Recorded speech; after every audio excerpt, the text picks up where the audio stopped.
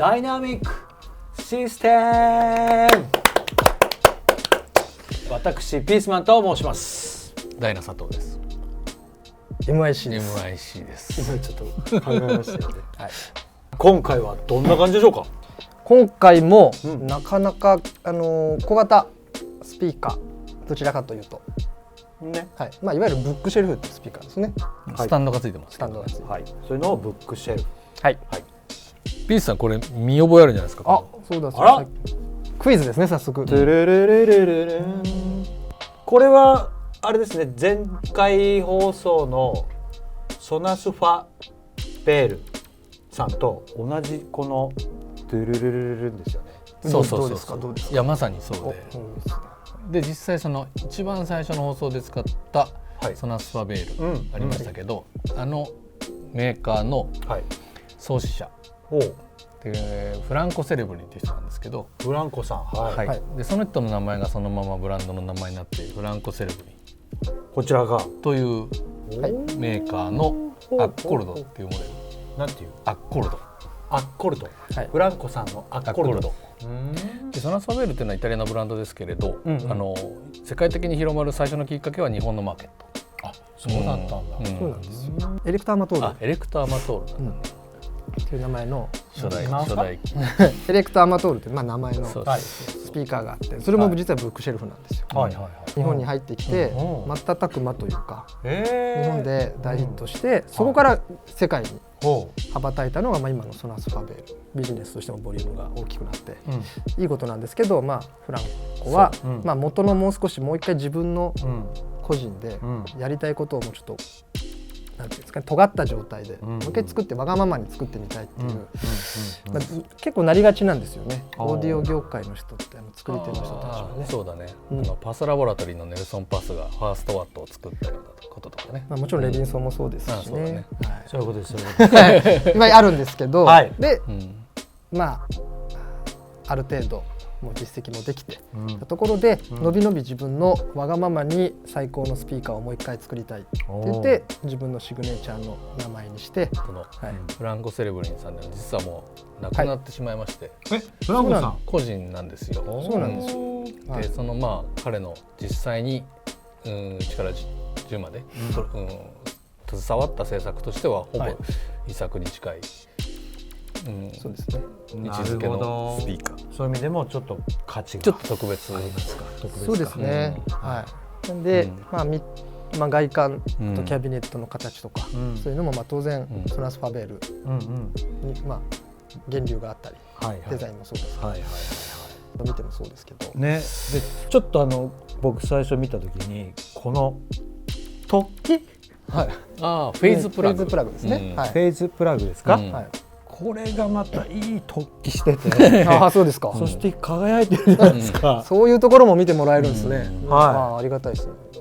あとこの真四角と思いきや、こうそうね、R がまた R のかけ具合っていうんですか、ここ。そうですね。すごい特徴的ですよね。これなんか意味あるんですか。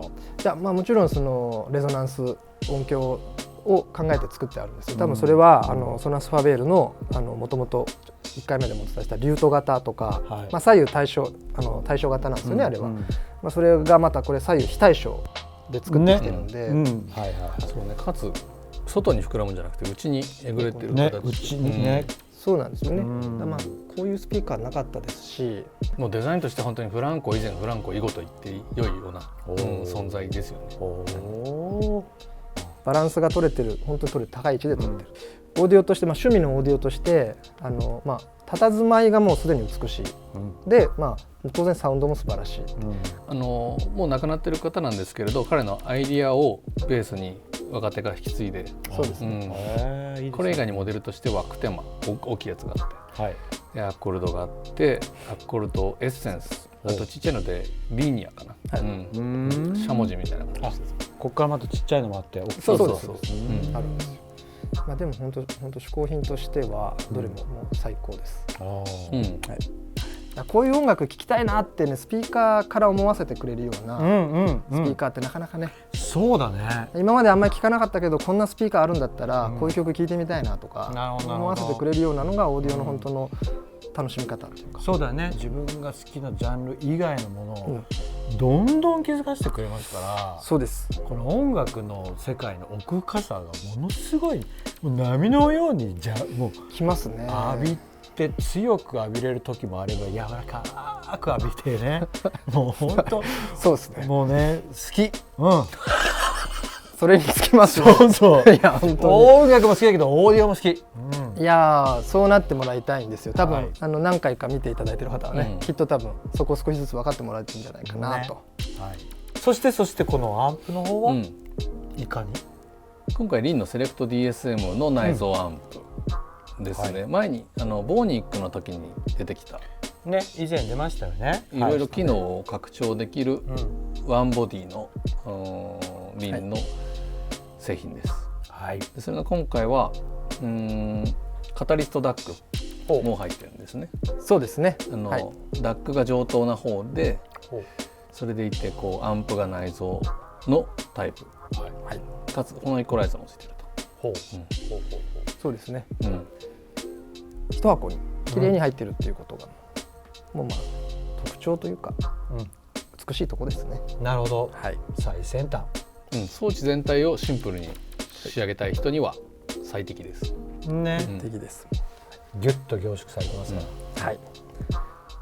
それで今日の話になりますけど、メインね、ここにレコードプレーヤーがドーンドーンと2台今日はありますけど、そうですね。どういうこと？過去2台置いてなかったですね。DJ ミックスするわけではなく、これはですね、僕たちの業界ではよくある比較視聴という。比較しちゃうぞ聴。そうだ。比較しちゃうぞ聴というか、比較しちゃうやつです。そうですね。いろんな人に伝わる言い方でしたね。で物を選ぶときにこうやっぱり比べたいじゃないですか。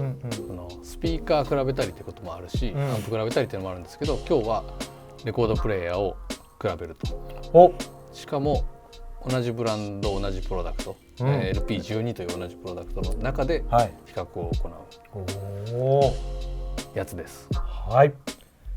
こっちにあるのがマジック LP12。マジックで、こっちにあるのがクライマックス LP12 と、一応位置づけとしてはマジックっていうのはエントリー、最もシンプルにその機能を実現したモデル、でクライマックスというのは最も贅沢にその機能を充実させたモデル。これ素材も違うんですか？これはキャビネットはもう全く同じです。あえてちょっと比較で分かりやすいように、色を、これオークでこれチェリーですかね。オークとチェリーね。色が違うだけです。これは全く同じものです。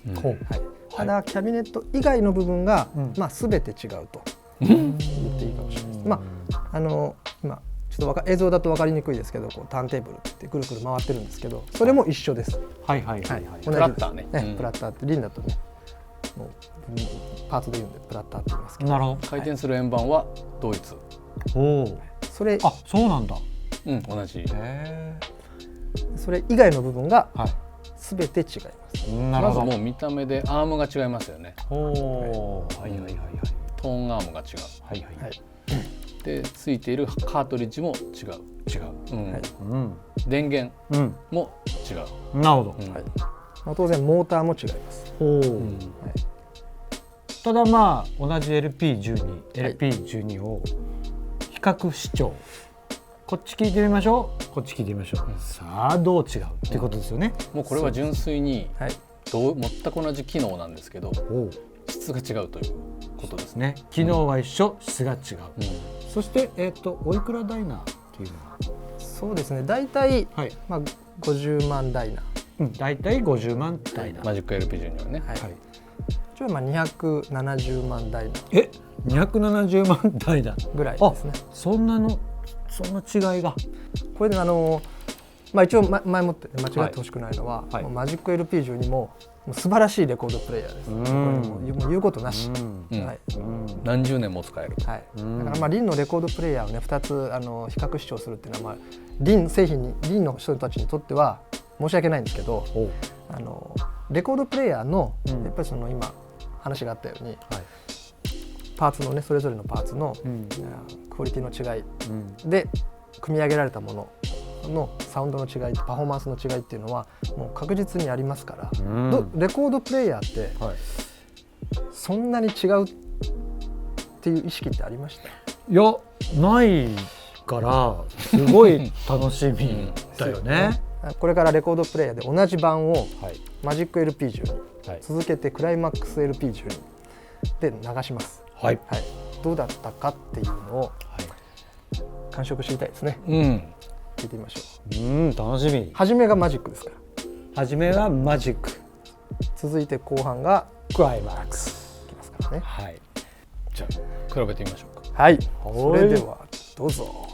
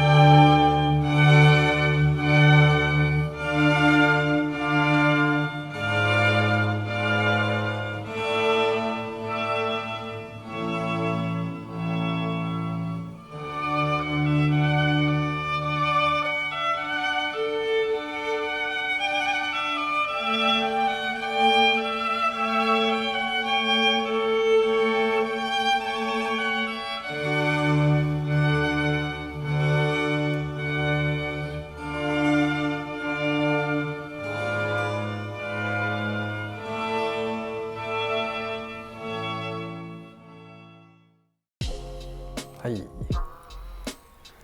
聞いていただきました。はい、どうでした？いや、もう素晴らしいですね。今回のこのダイナミックシステムがすごすぎて、比較視聴を忘れてました。あ、そうか。再生、音も含めて、出音も含めて聞いてもらう。どっちも素晴らしすぎちゃって。それはありましたね。まあ良かったですね。曲の選択も非常に良かった。選曲もさすが MIC の選曲が。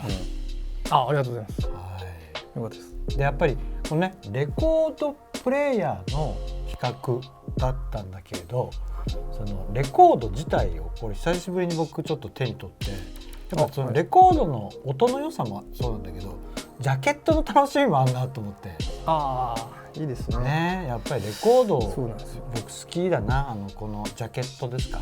眺めたりする。ね、CD も好きですけど、最近はこうやっぱり携帯で聴いちゃったりして、ちょっとジャケあんまりちっちゃいじゃないですか。そうですね。でもやっぱこうレコードのこうなんかぬくもりとこのジャケットの素晴らしさ、相変わらずいいななんつってやってたら全然比較わかんなくて、はい。でもいい比較の感想をいただきましたね。わからないという。いやそんなことないですよね。皆さんは分かったと思いますけど、柴田さん的にはどういうところが違うんですか？やっぱり物理的にねレコードって信号が溝として刻まれてるわけですよね。でそれに針が尖った針が入っていって、それでその刻まれた溝グルーブに正しくトレースできるか、どれだけ正しくトレースできるかっていうのが結局スピーカーに出てくる音の違いに出てくるんですよ。当然溝に対して正確に溝にトレースしていくっていうことが一つと、ものすごく小さな世界の仕事なので、僕たちが普段歩いてる振動とか僕らは感じない振動も針先に余分な、要するに来てほしくない振動が集まってるわけですよね。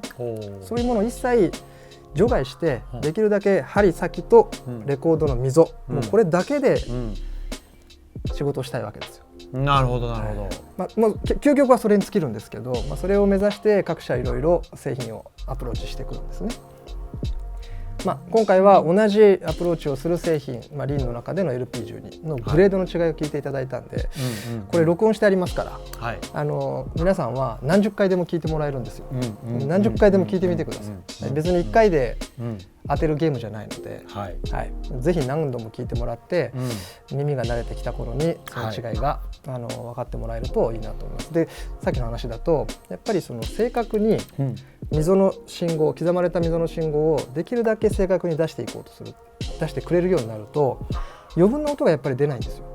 余分な振動の音っていうのが増幅されないので、非常に視聴って言って表現が難しいんですけど、見通しがものすごく良くなるんですよ。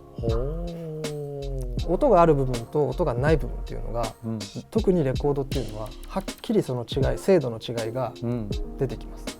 それが空間表現であったり、縦奥行きの表現だったり、左右広がりの表現だったりっていうのが、もう如実に出てきます。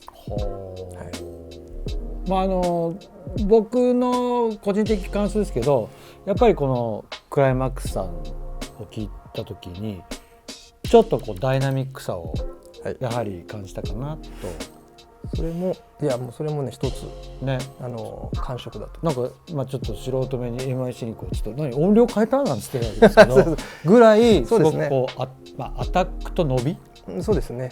もうそういうところももう一つ一つ上げていくとその集合体になるんですけど、皆さんがそれぞれね、聞きやすいポイントで感じてもらえる。どうでした？なんか基本的にはそのアタックの強さもあるし、余韻とかね、細かいことなんですよね、変わってくるのは。なんか似顔絵とかで比べた時にはどっちもそっくりなんだけど、例えばクライマックスの方が眉毛の本数まで合ってるみたいなね、それが果たして必要なのかっていうともちろんそれはそれぞれの人々にとって感覚するところなんだけど、やっぱり突き詰めた表現の方が発見は大きいような気がしますよね。その音楽の中に入っている情報というかね、その例えばミュージシャンのブレスとか聞こえるんですよね、やっぱりね。息がね。そう。随分高いレベルでの比較になっているので、もう一番初めにも言った通り、どっちが良くてどっちが悪いとかじゃないんですよ。もうこれはリンを使って、もうねリンには申し訳ないんですけど、こっちもマジックもとっても素晴らしい、クライマックスもとっても素晴らしい。その中でやっぱり刻まれた溝を正確にトレースするためにより磨き上げたパーツの集まり、贅を尽くしてものでの音の表現っていうのに、レコードプレーヤーとしてやっぱり差が出てくる、サウンドパフォーマンスに差が出るっていうことを感じてもらえると、これねすごく実は面白いとこなんですよ。高いものがいいってわけじゃないんですけどね。突き詰めるほど結構差は分かりづらくなってくるかもしれない。そうですね。どちらも良いっていう感覚になっちゃうから。その感覚に酔いしれちゃって、それはねハマっちゃうとね、ある時でも突き抜ける瞬間があると思う。そうなんですよ。何年か経ってみて全然違う結果が待ってるかもしれない。オーディオって楽しいですね。よかったです。そうなんです。回って針を落として音出てきちゃうんで、なかなかちょっとねそこに惑わされて見分けがつきにくいところだったりもするんですけど、こういう違いがあると。なるほどね。ということで毎度言ってますけどね、これやっぱり体感肌で皆さんに感じてほしいので、ぜひともですねこちらのダイナミックオーディオに来ていただいて、本当にもう眉毛の穴もかっぴらいでですね眉毛の穴もそうです。本当ですね。ということで皆さんまたダイナミックシステムでお会いしましょう。ではまたバイバイ。